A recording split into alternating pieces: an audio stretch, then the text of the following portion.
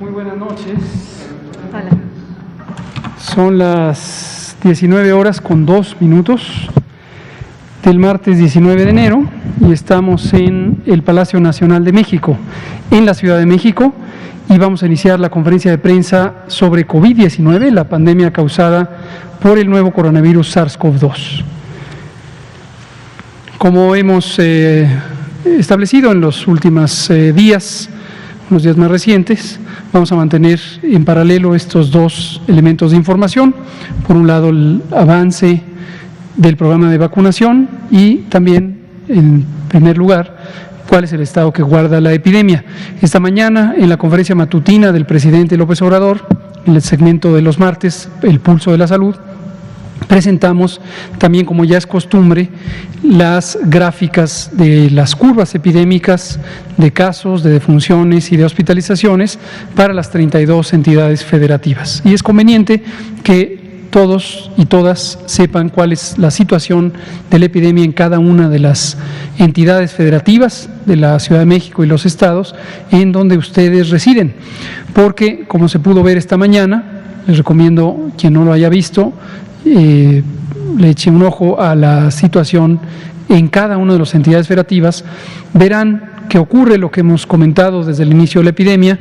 Cada entidad federativa tiene distintos ritmos de ocurrencia de la epidemia, mientras que algunas están en una fase de control sostenido, como es el caso de Campeche, otras están en una rápida crecimiento del número de casos, el número de hospitalizaciones, y otras se encuentran en periodos variables, suben y bajan, y cada entidad federativa tiene un patrón, una manera de presentar la epidemia.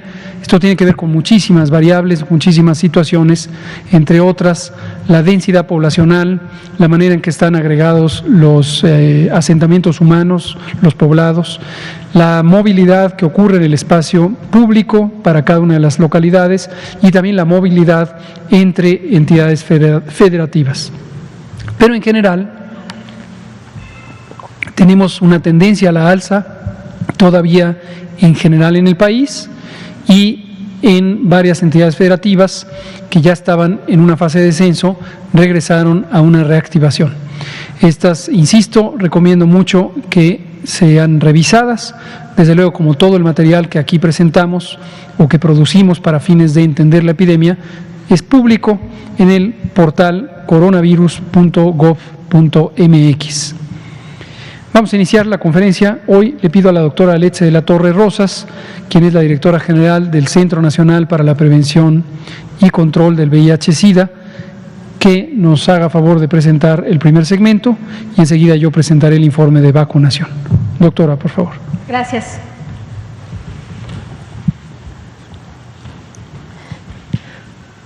Bueno, pues muy buenas noches a todas y a todos. El día de hoy vamos a presentar justamente cómo está el pulso de la epidemia. Y esta es información relevante para cada una de las personas que nos escuchan desde sus hogares. Y en esta gráfica, como ustedes saben, se presenta la incidencia acumulada, es decir, cuántos casos nuevos han existido a lo largo de la epidemia.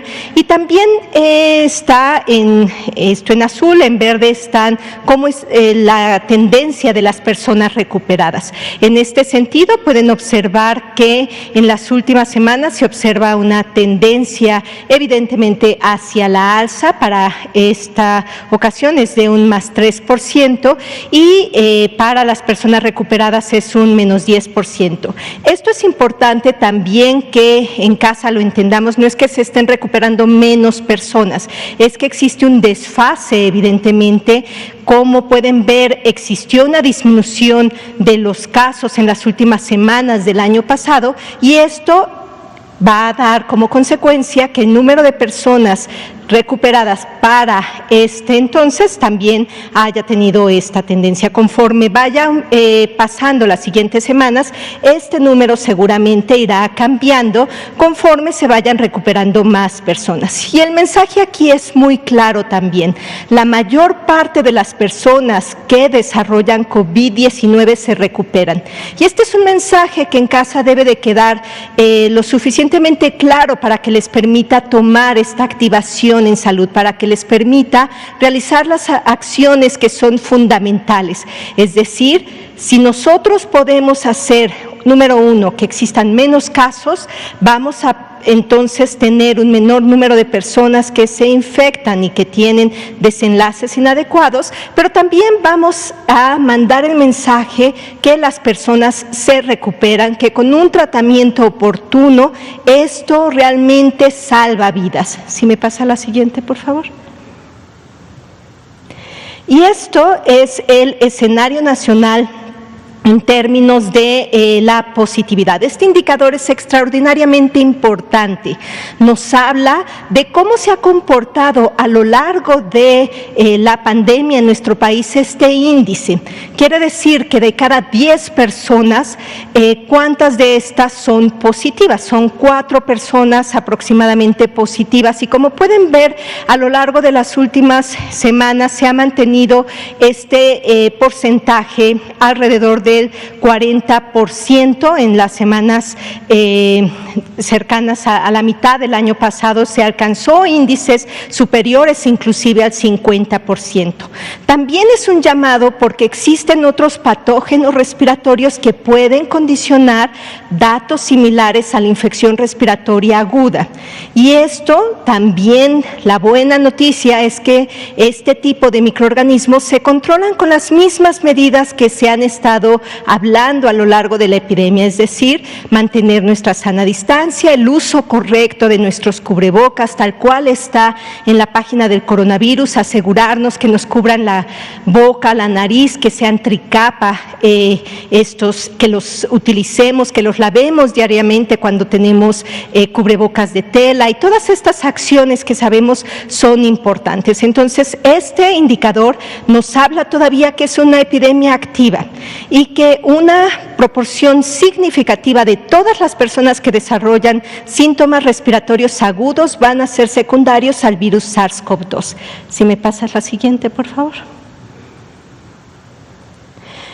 Y este es otro de los diapositivas sumamente importante que nos habla de la letalidad por la semana epidemiológica. Ha tenido esta tendencia también a la disminución después de estos picos que se presentaron a la mitad del año pasado. Y lo que nos habla nuevamente es que cuando se atiende a tiempo de forma oportuna esta infección, la mayoría de las personas se recupera. Entonces, la letalidad para esta ocasión se reporta en un 7%. Desafortunadamente, 142.832 personas han perdido la vida y nuevamente es el mensaje de cuidarnos, proteger a nuestros seres queridos, a nuestras comunidades. Si me pasa la siguiente, por favor.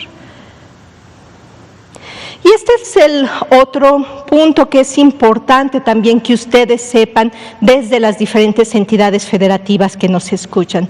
La primera parte es aquellas personas que requieren hospitalización pueden tener dos tipos de gravedad. La primera es aquellas personas que requieren una hospitalización de preferencia oportuna y temprana para poderles administrar oxígeno, para poderles administrar los tratamientos que sabemos disminuyen la progresión de la enfermedad y la mortalidad, como es la anticoagulación, el uso correcto de los esteroides, y para esto se requiere una cama general. Son camas que tienen no solamente el insumo de la cama per se sola, sino también a todo el personal de atención para esa persona, al igual que los insumos propiamente dichos. De estos hacemos el llamado porque existen 8 entidades con más del 70% de ocupación.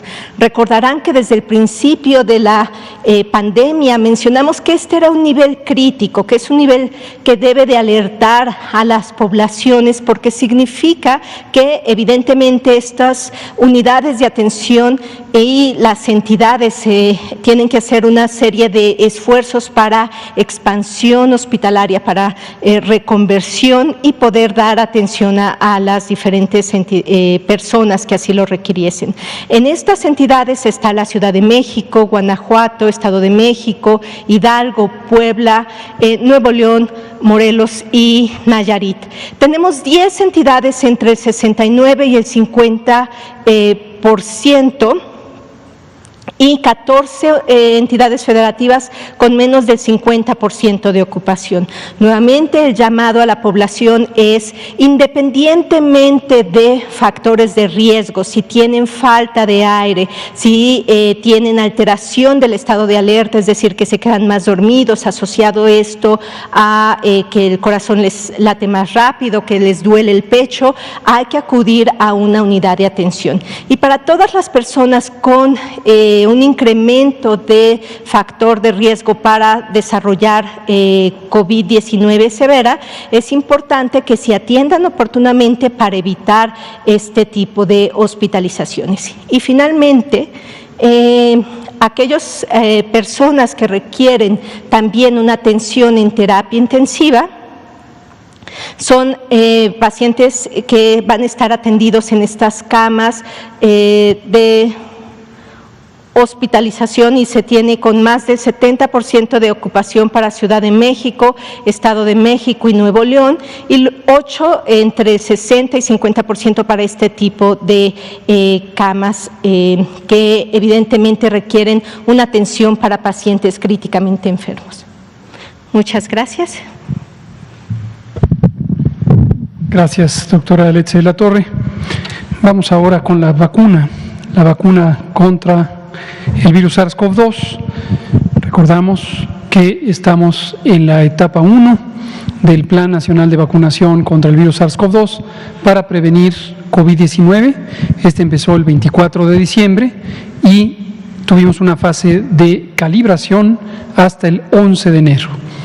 En esa fase de calibración se aplicaron relativamente pocas vacunas y después tuvimos una fase de expansión que inició a partir del 13 de enero, cuando empezamos a recibir paquetes más grandes, embarques más grandes de vacunas. Continuaremos esta mañana, y desde el fin de semana el presidente López Obrador comentó sobre los ajustes que hizo la empresa Pfizer a la distribución de vacunas en el mundo. Se destacó la importancia de este ajuste en la medida en que contribuye a la redistribución mundial de vacunas para los países que han tenido nulo o muy poco acceso a las vacunas. Ayer por la tarde, más bien ayer por la mañana, el director general de la Organización Mundial de la Salud, el doctor Tedros Adhanom Ghebreyesus, hacía un muy enfático llamado a las naciones a tener una actitud de generosidad, entendiendo que las epidemias, y más cuando se trata de pandemias de esta magnitud, requieren la coordinación de los países del mundo, porque si no existe esta coordinación, existe en su lugar acaparamiento, y muy pocas naciones logran tener las medidas de protección, concretamente la vacuna, y eso deja a una gran mayoría de población en el mundo desprotegida. La consecuencia, desde luego, es muy nefasta, muy dañina para quienes no tienen acceso a la vacuna, pero también incluso para los países que tienen acceso a la vacuna, en la medida en que la epidemia seguirá activa más tiempo si no logramos que en forma más o menos sincrónica los países del mundo empiecen a lograr vacunar. Como México, específicamente México, por iniciativa del presidente López Obrador, en abril de 2020 presentó una iniciativa a la Organización de Naciones Unidas haciendo un llamado para que la organización tomara las acciones necesarias que facilitaran el impedir el acaparamiento. Esta propuesta de resolución, formulada por el Gobierno de México, iniciativa del presidente López Obrador, turnada mediante nuestro embajador en las Naciones Unidas, el doctor Juan Ramón de la Fuente, fue aprobada casi por unanimidad.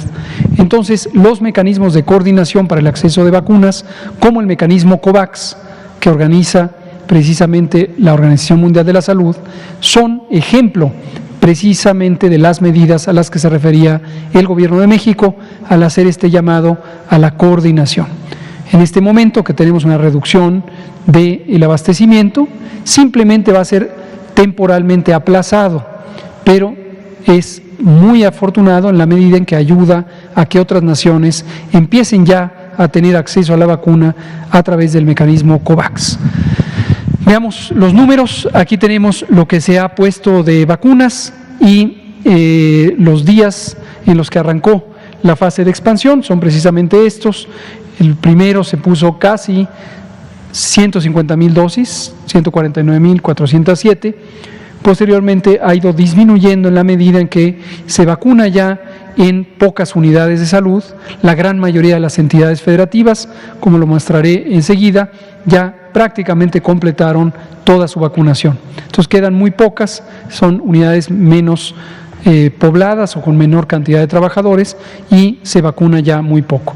Hoy 4,001 fueron las dosis aplicadas reportadas. Recordar que esto es hasta el corte de información de las 16 horas. Posteriormente se sigue vacunando en algunos casos hasta la noche. La siguiente. El acumulado es 498,122 dosis y lo que se ve en esta curva es precisamente, como hemos comentado, desde que inició la fase expansiva, este cambio en la trayectoria, se estaba vacunando a esta velocidad y súbitamente se vacuna a esta velocidad. Desde luego, después se hace más lenta, por lo que acabo de comentar y hemos comentado todos estos días, son ya unidades de salud menos pobladas, tienen menos trabajadores y entonces se va vacunando menos cantidad. Queda muy poco ya por vacunar con este paquete. La siguiente. Y de estas 498,122, hemos logrado tener 488,513 en primera aplicación y 9,609 en segunda aplicación. Recordar que el esquema de la vacuna contra el COVID de Pfizer, como casi todas, requiere 2 aplicaciones. Esta mañana y también ayer en la noche, aquí mismo, comentábamos sobre la recomendación que ha hecho la Organización Mundial de la Salud el pasado 8 de enero en un documento de acceso público, que es la recomendación interina sobre el uso de la vacuna de Pfizer. Y en ese documento se expresaban ya recomendaciones que habían sido formuladas originalmente en diciembre sobre ampliar el tiempo del intervalo entre dosis. La razón por la que se pone una segunda dosis, esto es un elemento general para información de todas y todos, es para lograr un aumento en la capacidad de la vacuna de generar una respuesta protectora. En el caso de la vacuna de Pfizer, con la primera vacuna se obtiene alrededor de 80% de protección, medida como la eficacia de la vacuna, es decir, el porcentaje de reducción en el riesgo de infección o de enfermedad, y después con la segunda dosis sube esto a 94%. Si las personas que recibieron la primera dosis, en vez de recibir la segunda a los 21 días, la recibieran 28 días después, como fue formulada en la primera recomendación, todavía se lograría este efecto sin mayor problema. Y en la recomendación del día 8 de enero, la Organización Mundial de la Salud formula incluso la posibilidad de que se extienda hasta 42 días. Esto ofrece grandes ventajas precisamente cuando existe una producción limitada y a ritmo cambiante en el mundo, y nos permitiría seguir expandiendo la cobertura con primeras dosis y después ganar tiempo para lograr la segunda dosis, destacamos, sin afectar en forma alguna a las personas vacunadas. Su intensidad de protección sería la misma y con la primera aplicación tienen ya una eficacia que es muy comparable a la de la gran mayoría de las vacunas que se usan en el planeta. Hoy precisamente sesionó nuestro grupo técnico asesor de vacunación y hoy más tarde, saliendo de la conferencia, conoceremos ya sus recomendaciones preliminares y con base en ello comentaremos y tomaremos una decisión ya para el propio paquete de vacunación que llegó hoy y que se aplicará mañana. 2% es el avance porcentual de los esquemas completos. Iremos viendo cómo esta barra se va poniendo roja en la medida en que se vaya completando la segunda dosis. La siguiente. 29 de las 32 entidades federativas ya tienen arriba del 95% de aplicación. Ustedes pueden ver muchas de ellas ya en 100%. Algunos ejemplos: Aguascalientes, Baja California Sur, Campeche, Chiapas, Chihuahua, todavía no Ciudad de México, etcétera. Las que se pueden ver aquí que están ya en 100% son la mayoría, solamente Guanajuato, Hidalgo, el Estado de México y Guerrero, Guanajuato no, Estado de México, Guerrero y Zacatecas están por debajo del 95%. Seguramente lo lograrán muy pronto. Y también informamos para total claridad las dosis que se pierden por el hecho de que no se logra llenar por completo la jeringa con la última dosis en el frasquito de 5 dosis. Esto es convencional. De hecho, en cualquier programa de vacunación se estima que podría existir hasta un 20% de desperdicio por este tipo de situaciones. En el momento estamos cuidando con mucho detalle el manejo de la vacuna y el personal es personal muy competente, muy capacitado, de modo que ha sido mínimo la pérdida. Hasta el momento, 0.16%. La siguiente. 766.350 son las dosis que se han recibido. Esto ya incluye el paquete que llegó hoy. Y aquí está el paquete que vimos hoy en la mañana, llegar con 219.375 dosis. Esto es mayormente, llegó a la Ciudad de México y solamente un componente menor a 5,000 vacunas llegaron al aeropuerto en Monterrey. 3.900 de ellas se fueron a Coahuila, 1.900 se quedaron en Nuevo León, para ser aplicadas en Nuevo León. La mayoría de ellas son segundas dosis y en el curso de los siguientes días se enviará un extra a la zona norte, también para cubrir el resto de segundas dosis y primeras dosis. Empezaremos a ver mañana cuánto se usó y esto es lo que irá resultando. Estas 35.100 dosis que mencionábamos ayer representan este 8% del primer paquete grande, del 12 de enero, y fueron reservadas planeadamente, con mucho cuidado, precisamente para proteger las segundas dosis en caso de una eventualidad, que justamente ahora estamos viendo fue de provecho haber tenido esa precaución. La siguiente. Y finalmente tenemos los ESAVIS, eventos supuestamente atribuibles a vacunación e inmunización, 2048 al momento, lo seguiremos recordando cada noche hasta que esto quede muy claro. En la medida en que se pongan más vacunas, este número crecerá. No debe sorprender, no debe alarmar y espero que no se convierta en una obsesión de estar diciendo cifra récord de ESAVIS. En la medida en que haya más vacunas, habrá más ESAVIS, eventos supuestamente atribuibles a vacunación e inmunización. Recordemos, ¿qué son estos ESAVIS? Son los síntomas que tienen las personas al momento de vacunarse o en las primeras pocos días. Por ejemplo, dolor en el sitio de inyección. Duele, ciertamente duele cualquier inyección y la aplicación de este líquido. Es un dolor tolerable y no tiene mayor consecuencia, pasa en muy pocos minutos. Puede haber fiebre en las primeras 48 o 72 horas de la inyección, puede haber mareo, puede haber dolor de cabeza, puede haber náusea, puede haber en algunas personas, sobre todo que tienen muy bajo peso, la sensación de desmayo, o incluso puede haber personas que se desmayen. Médicamente a esto le llamamos lipotimia y en general se recuperan de manera íntegra. Esto es las propias reacciones de adaptación del organismo humano ante un evento como este. Y debemos distinguirlas de las ESAVI graves o de los ESAVIS graves, que son el objeto fundamental de esta vigilancia. Esta vigilancia es no para contar cuántas personas tienen este tipo de síntomas menores, sino para tener la mayor capacidad de detectar a alguien que pudiera tener una alteración trascendente, una alteración de importancia, que requiera la atención de la persona o que requiera incluso cambios en la recomendación de uso de la vacuna. Y vemos que menos de 1% son los ESAVIS graves, concretamente 29 de los 2019. Aquí se ve cómo se han distribuido, han predominado las mujeres alrededor de los 40 años y en este momento solo están hospitalizados 3 de estos 29, 26 fueron ya dadas de alta.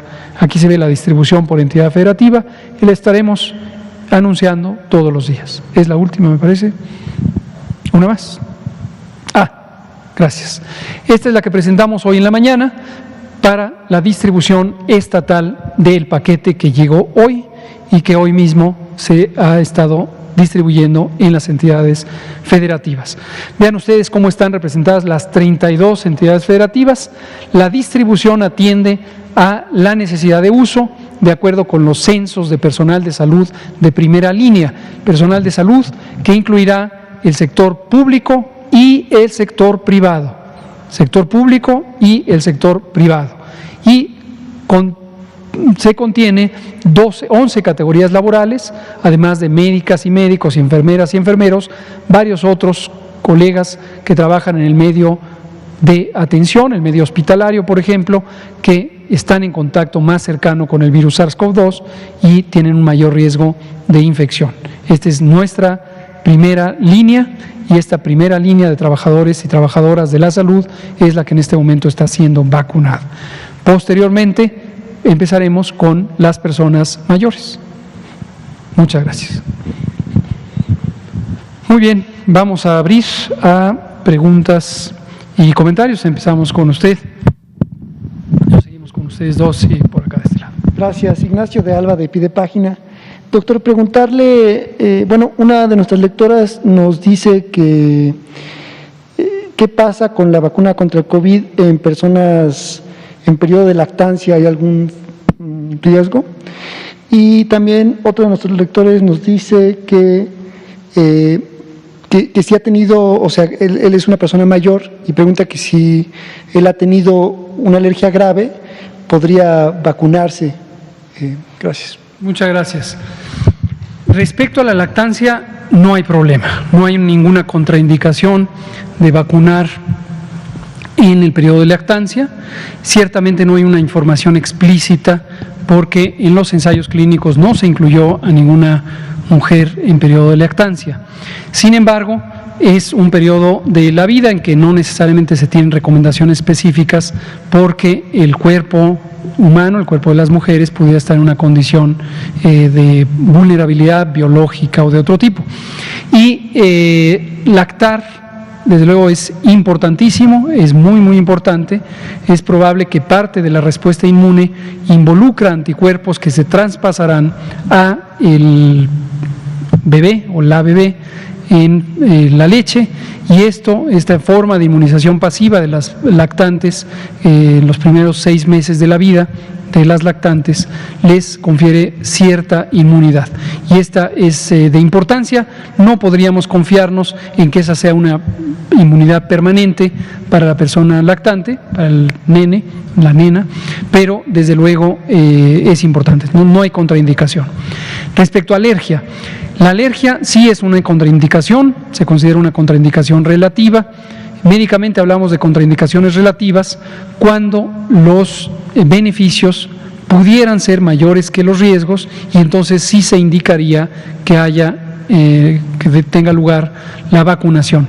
Pero en general, las alergias, la historia de alergias graves, no así las leves, sino las graves, pueden ser una razón para no poner la vacuna.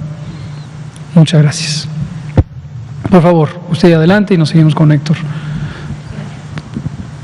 Buenas noches, Marcela Vargas de la Unidad de Investigaciones Periodísticas de la UNAM. Mi pregunta tiene que ver con un tema que tocó la doctora de la Torre en la primera parte de la conferencia, que es la muestra de que otros virus respiratorios están mostrando ser desplazados por el COVID-19. Y la primera pregunta es que el sistema de vigilancia epidemiológica registra más de 600,000 casos sospechosos de enfermedades tipo influenza al corte de la semana 2 epidemiológica de esta temporada, que es 30 veces más que el mismo periodo del año pasado, pero solo tenemos 2 registros positivos, que es 490 veces menos que el año pasado. Mi pregunta en ese sentido es cuántas pruebas, porque este es un dato que no aparece en el reporte semanal de la vigilancia epidemiológica, ¿cuántas pruebas se han aplicado en las 475 USMI para confirmar influenza? ¿Cuántos negativos hay en esta temporada? Y mi segunda pregunta, que está relacionada con ella, la OMS señala que una de las razones probables por las que se presenta este decremento en la aparición de influenza en el hemisferio norte es un posible sesgo de subregistro por la redistribución de recursos de vigilancia epidemiológica enfocados ahora en COVID-19 y no en influenza. ¿Es posible este sesgo en el muestreo y aplicación de pruebas de vigilancia epidemiológica para influenza en México? Y de ser así, ¿qué implicaciones tendría en cuanto a la coexistencia de ambos virus en esta temporada, pensando en que el pico de influenza suele llegar en febrero de cada temporada? Muchas gracias. Es una serie de preguntas muy importantes y muy interesantes. Las hemos explicado un poco a lo largo de 2020, pero como estamos iniciando 2021, es importante retomarlo. Vámonos por partes. Sesgo, para el conocimiento general de la población que nos escucha, se refiere a una desviación en la apreciación de un fenómeno, vamos a decir un error sistemático en la apreciación de un fenómeno por una manera diferente de hacer las cosas que no permite un reconocimiento real. Más o menos podríamos decir que en términos generales eso es un sesgo. Entonces aquí la colega nos comenta que podría ser que no se esté detectando la influenza porque todo está volcado a COVID. Es un aspecto muy importante que los sistemas de vigilancia de influenza en el mundo hemos tomado en cuenta, no todos desafortunadamente, y de ahí el llamado de la OMS, pero en México sí lo tomamos en cuenta. Aquí venimos con un sistema de vigilancia epidemiológica de enfermedad respiratoria aguda que tiene muchos años de historia y que vivió la experiencia de la pandemia 2009 de influenza H1N1, en la que ocurrió el mismo fenómeno. Hubo un desplazamiento ecológico de otros virus respiratorios y en su momento, en 2009, no teníamos tan estandarizado el protocolo de vigilancia de virus respiratorios. Con base en las lecciones aprendidas de 2009 y durante los años 2010 y 2011, desarrollamos un esquema mucho más consistente de vigilancia de virus respiratorios. Al inicio de la pandemia de COVID se vigilaban 14 virus respiratorios y COVID-19, el SARS-CoV-2, se ha añadido ya como el virus número 15 en la vigilancia rutinaria. Y se realizan lo que le llamamos vigilancia en paneles. Hay un algoritmo, todo esto es información pública, hay un lineamiento estandarizado de vigilancia epidemiológica de virus respiratorios que considera que toda muestra biológica que se toma para el diagnóstico de una enfermedad en particular, en este caso COVID, que es la de mayor importancia, si resultara negativa, cierta proporción de las que resultan negativas pasan al panel. Y en el panel se le hacen muestras para los distintos tipos virales. Estos incluyen influenza A, influenza B, y si se encuentra influenza A, se hace subtipificación con base en los estándares del Sistema Mundial de Vigilancia de Virus Influenza. Ha sido sorprendente para la comunidad global de salud pública esta ausencia, prácticamente ausencia de virus influenza. Teníamos la inquietud, lo dijimos aquí durante 2020 en repetidas ocasiones, de que llegado el momento en que empezara el otoño, la semana 40 del año, empezaríamos a tener conjuntamente con la influenza una exacerbación de COVID. Y de hecho, empezamos a preparar en agosto a los hospitales para recibir personas enfermas de las dos condiciones. Porque si hubiera ocurrido, lo que afortunadamente no ocurrió, que tuviéramos casos de influenza sumándose a los de COVID, hubiera sido mucho más difícil el conservar la capacidad de atención. Para sorpresa de muchos, no tuvimos esa exacerbación o ese periodo estacional de la influenza, ha sido prácticamente nula la detección de virus influenza. Ahora, que si estos casos que resultan negativos a los distintos virus del panel pudieran ser COVID, claro, y podrían ser cualquiera de los otros virus. Podrían ser también influencias no detectadas. Recordar que en todo sistema de diagnóstico clínico o de vigilancia epidemiológica, el tiempo de detección es muy, muy importante. En los sistemas de vigilancia tenemos lineamientos específicos de cuáles son los días transcurridos entre el inicio de síntomas y la toma de la muestra que es aceptable. Si pasan más de ese número de días, ya las muestras no se aceptan en los laboratorios. ¿Por qué razón? Porque la probabilidad de tener un resultado positivo decae rápidamente. Lo que no quiere decir en modo alguno que el caso se deje de contabilizar dentro del grupo de casos sospechosos, y por eso en nuestra estadística tenemos, que se muestra en la primera gráfica, los casos estimados. Los casos estimados son la suma de los que fueron confirmados más los que fueron sospechosos y no se obtuvo un resultado, multiplicados por el porcentaje de positividad, que es el que acaba de explicar la doctora de la Torre y presentamos todos los días. Entonces, esto suma un 40% de los casos sospechosos a los casos confirmados y tenemos un patrón mucho más claro de cuál es la trayectoria de la epidemia, independientemente de que se logre la confirmación. Ese es más o menos cómo funciona el sistema de vigilancia. ¿Cuántas pruebas se han hecho para influenza en esta temporada? Temporada se han hecho cerca de 20,000, aquí me lo está comunicando el doctor Alomía, este es un dato que no traigo inmediatamente a la mano, pero aquí me lo está diciendo, se han hecho cerca de 20,000 muestras que incluyen dentro del panel el virus influenza. Es decir, la vigilancia epidemiológica de influenza ha mantenido su curso independientemente de que estamos vigilando COVID.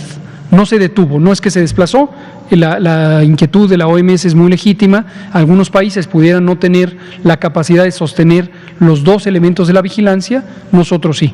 Nosotros a propósito cuidamos mucho que no se perdiera ese balance. Entonces, tener 33 de estos casos sospechosos se debe a que se están empalmando también los casos sospechosos de otros virus respecto al año pasado, porque se hicieron. Lo más probable es que no, lo más probable es que se trate, como decimos, de casos de COVID.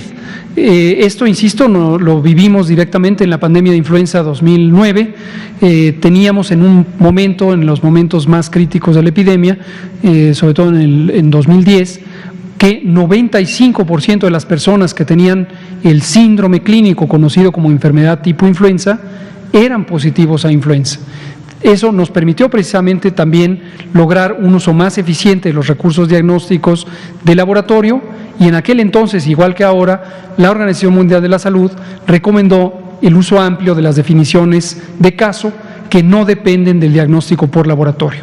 Recordar que aquí, desde mayo, lo presentamos en esta conferencia de prensa en su momento, incorporamos las definiciones de caso que incluyen el caso confirmado por asociación epidemiológica.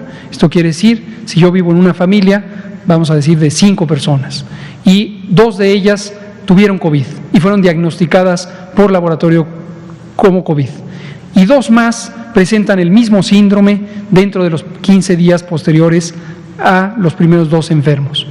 Esas 2 personas, para fines de vigilancia epidemiológica, no necesitan realizarse ninguna prueba, deben ser considerados casos de COVID. De hecho, para fines clínicos tampoco necesitan prueba alguna, dado que no hay un tratamiento específico para el que se tenga que determinar la condición de positividad o negatividad de COVID. Entonces, esa es la realidad. Qué bueno que lo preguntó, porque ha sido una sorpresa para el mundo, por lo menos para el hemisferio norte, no haber tenido la agregación de las 2 epidemias. Muchas gracias. Héctor Herrera, por favor.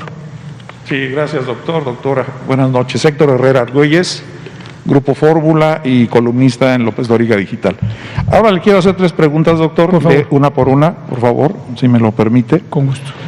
Hoy me llamó mucho la atención que la Organización Panamericana de la Salud está lanzando una muy severa crítica a toda la región de las Américas, México, Brasil, Estados Unidos, Perú, toda la región.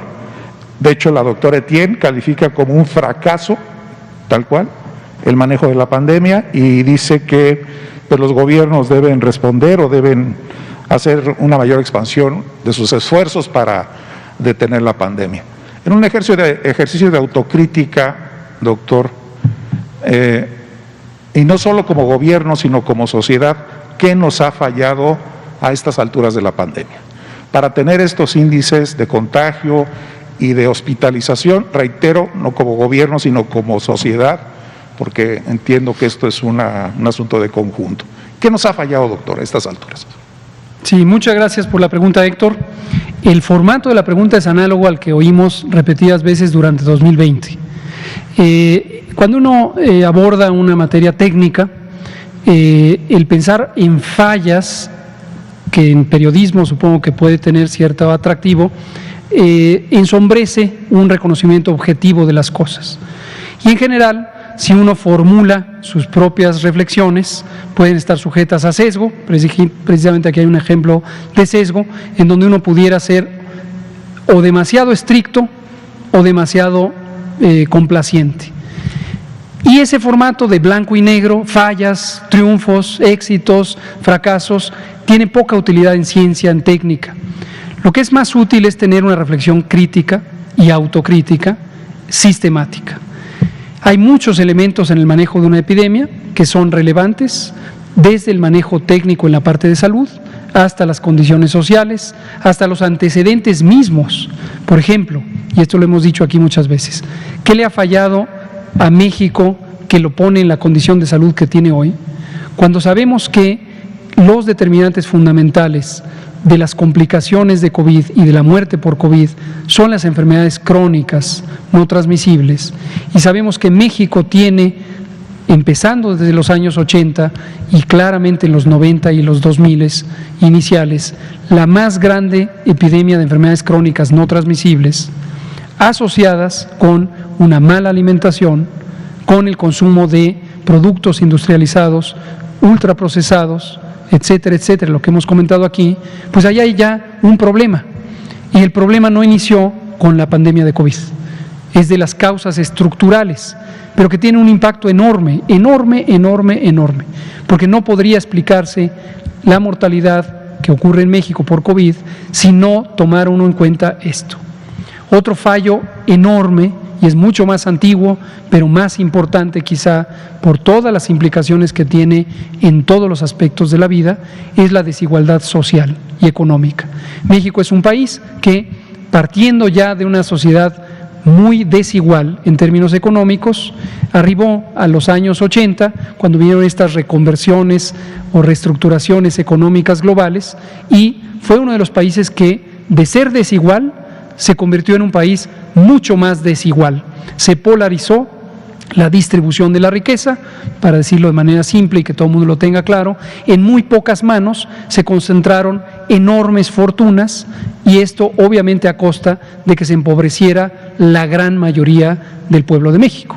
Estas son estadísticas conocidas ampliamente por todo el mundo, por organismos financieros internacionales, el Banco Mundial, Fondo Monetario Internacional, por mencionar algunos, donde se sabe que la mitad de la población mexicana vive en condiciones de pobreza.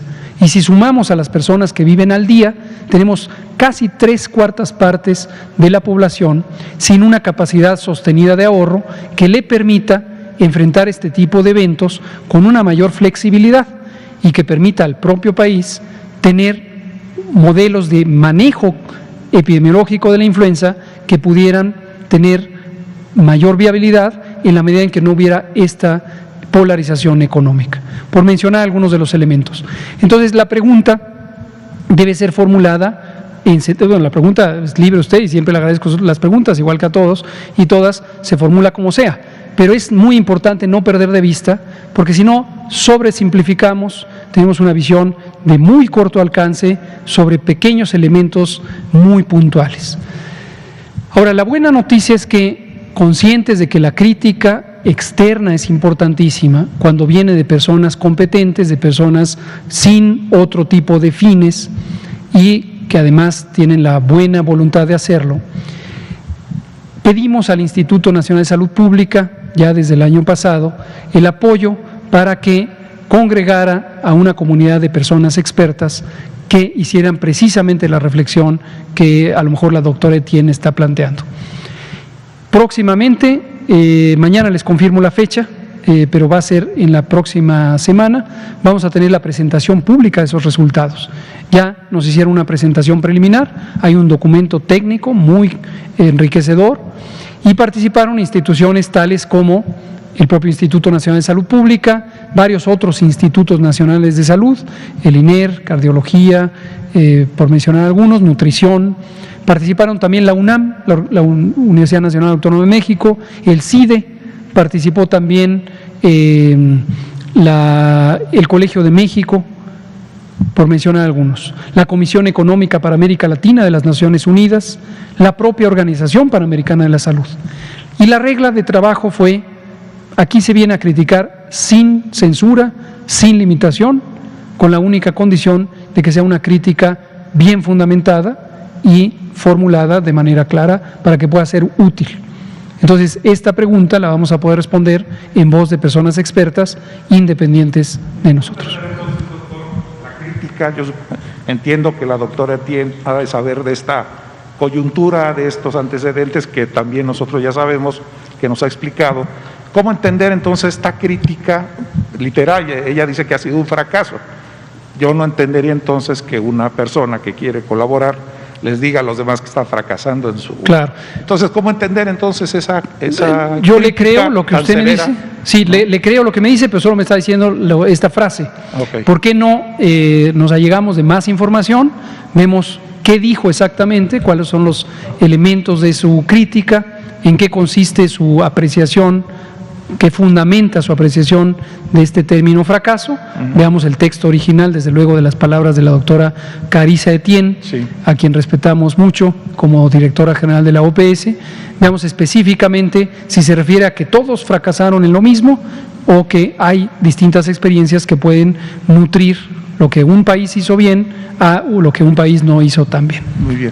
La segunda, doctor, tiene que ver con algunos reportes que estamos recibiendo de personas mayores, sobre todo jubilados, pensionados, quienes nos dicen que han estado recibiendo llamadas de la Secretaría de Bienestar y que les ofrece o que les está pidiendo que el día que vayan a recibir su dinero que les dan, el apoyo de la Secretaría de Bienestar, si ese día es posible que les apliquen la vacuna.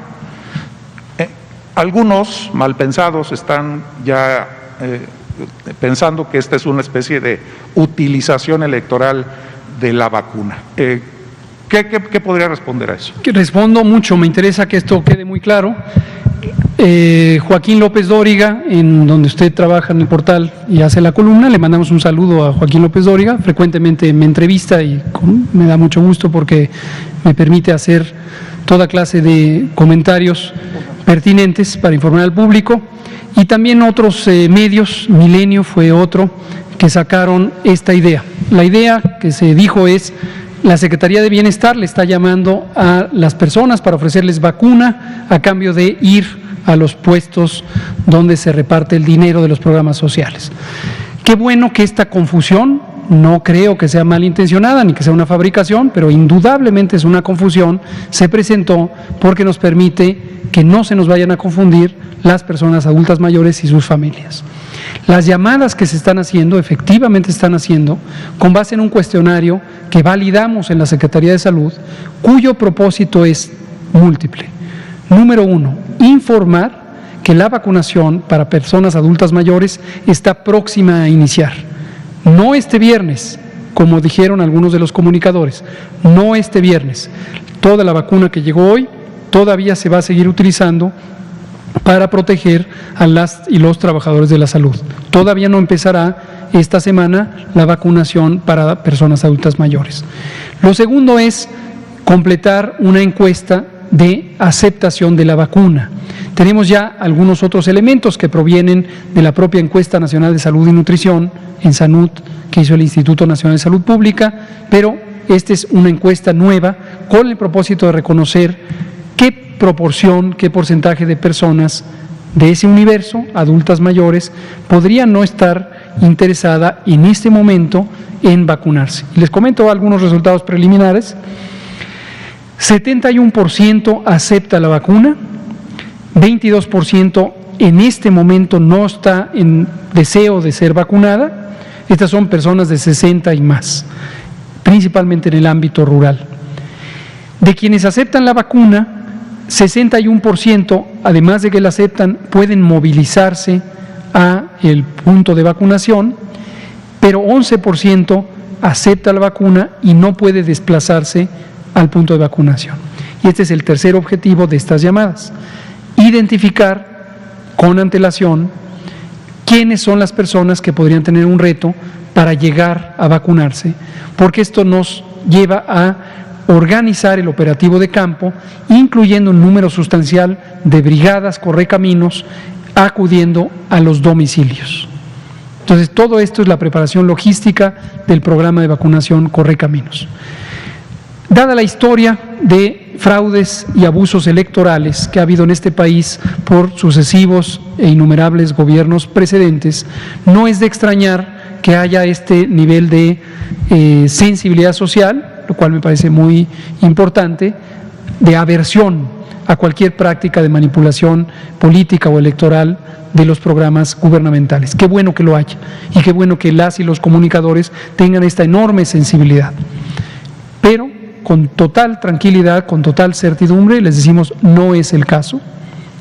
La instrucción número 1 del presidente López Obrador, instrucción con la que además estamos muy orgullosos, muchos o la mayoría o todos los funcionarios federales, de participar, esto es un programa del Estado, del gobierno mexicano, se paga con los impuestos, el costo de las vacunas viene de lo que pagamos por impuestos y demás contribuciones, viene del Tesoro Nacional, no es de un partido político, no es de un grupo político, no es de nadie, es de todos. Entonces no debe usarse para fines distintos, como suele ponerse en la leyenda, a los objetivos del programa. Y en especial no se nos debe olvidar que los delitos electorales ya son considerados graves. Entonces, si alguien comete un abuso y una malversación de los fondos públicos por utilizarlos con otros fines, debe ser denunciado, definitivamente.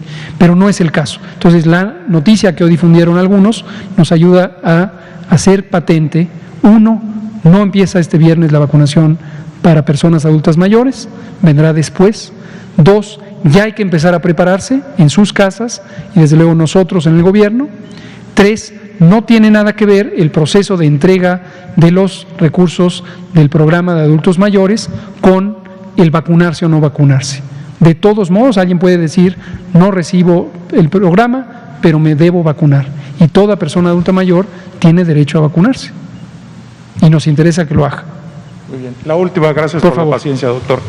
Sobre lo que llega mañana, del cargamento de sustancia activa proveniente de Argentina, ¿ya podemos hablar de dosis o cuál es el procedimiento? Que nos dé pues, detalles de cuánto llega, cuánto se tarda el proceso y cuándo esas vacunas estarían aplicando. Con mucho gusto, claro que sí. Muchas gracias. No, al contrario, Héctor, esto también es importante para que no haya confusión.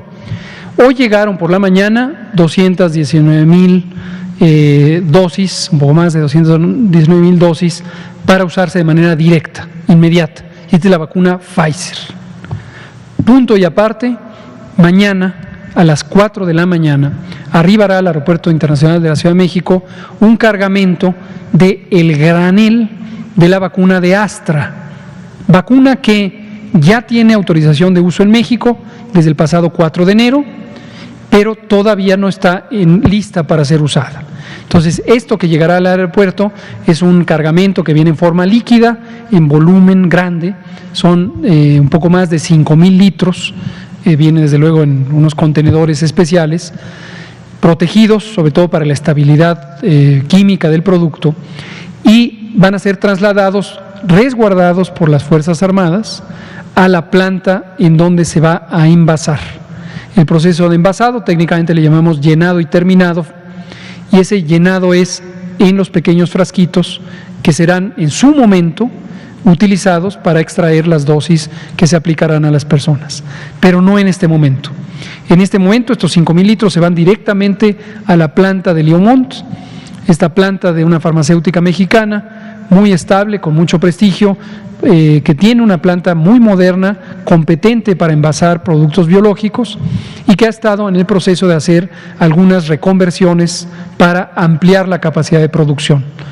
Y se espera, de acuerdo al plan técnico, que para fines de marzo ya estará en capacidad de producir los 77.4 millones de dosis para México, desde luego no de un momento para otro, empezará a finales de marzo y continuará durante todo el año produciendo hasta completar 77.4 millones de dosis para México de la vacuna Astra y hasta 200 millones de dosis para varios países de América Latina que la vacuna será exportada desde México.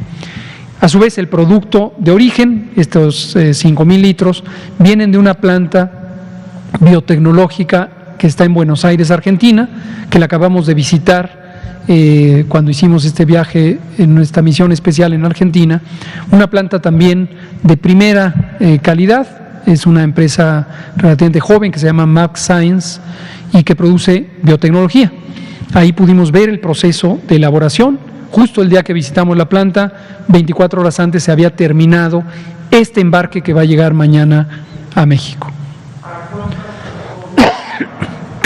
Con esos 5,000, con gusto, con estos 5,000, cerca de 5,200 litros, se estima que puede producirse 1 millón de dosis.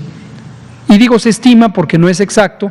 Durante el propio proceso de fabricación se puede deshidratar un poco el producto, puede haber desperdicio al momento de las tuberías por las que fluye el producto, hay parte que se tira, pero aproximadamente 1 millón de dosis. Y por supuesto seguirán llegando este tipo de cargamentos. En principio tendrían que llegar cerca de 277 millones de cargamentos semejantes a este.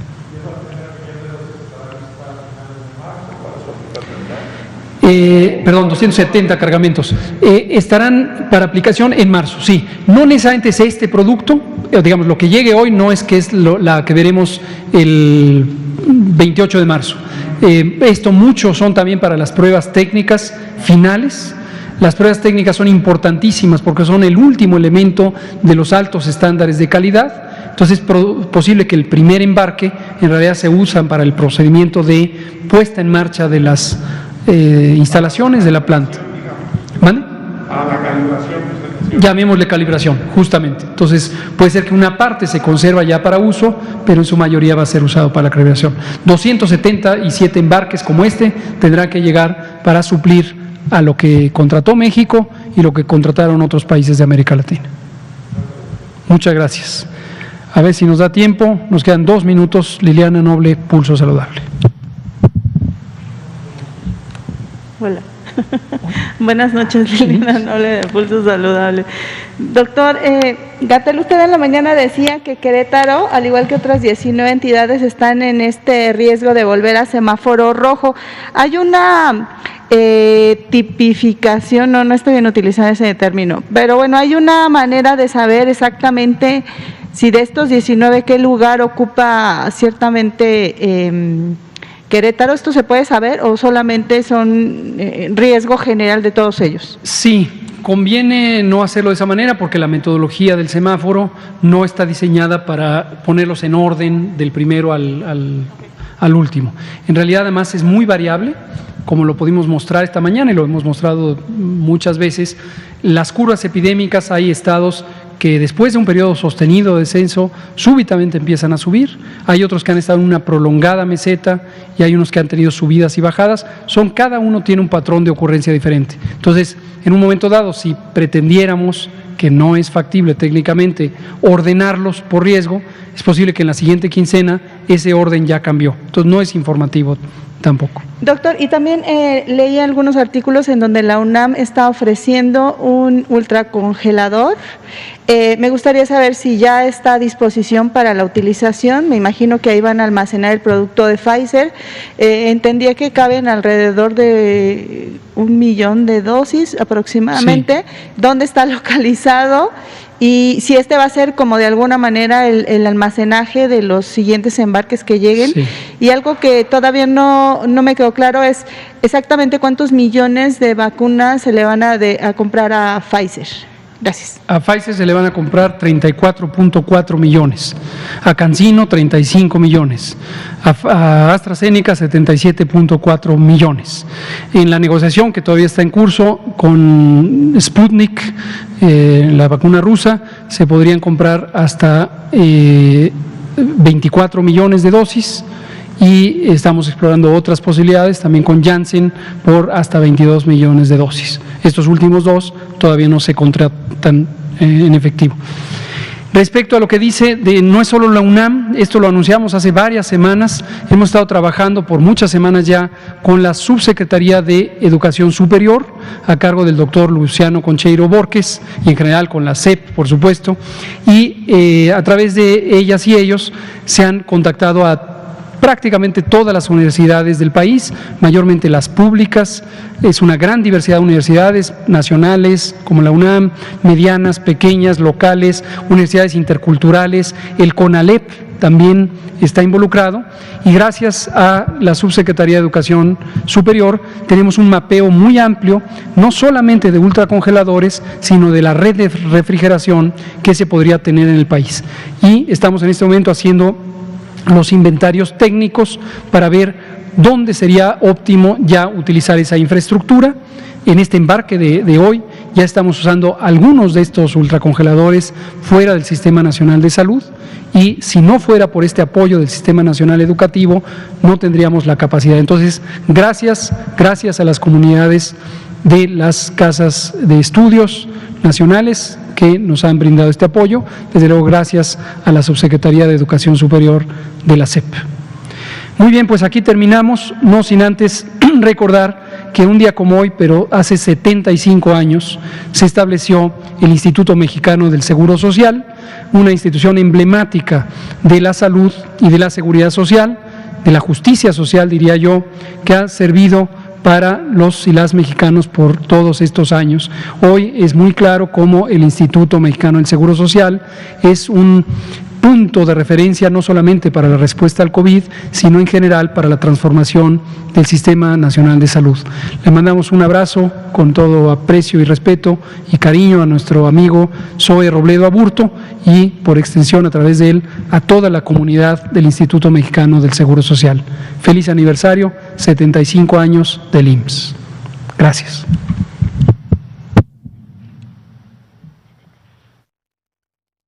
La vacuna contra la COVID-19 ya está en México y durante los próximos meses llegarán millones de dosis más. La vacunación es universal y gratuita, empezando con el personal médico.